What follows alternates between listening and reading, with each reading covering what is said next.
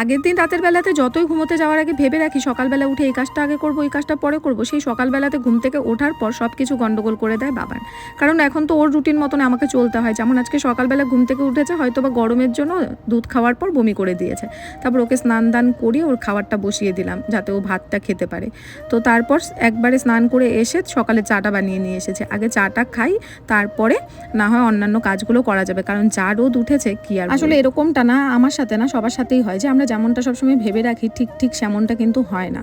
কারণ আমাদের রুটিনটা আমরা যতই নিজেরা সেট করার চেষ্টা করি না কেন, ওপরওয়ালা আমাদের রুটিনটা আগে থেকেই সেট করে রেখে দিয়েছে যে কোন দিন কি খাবো, কোন দিন কি পরবো।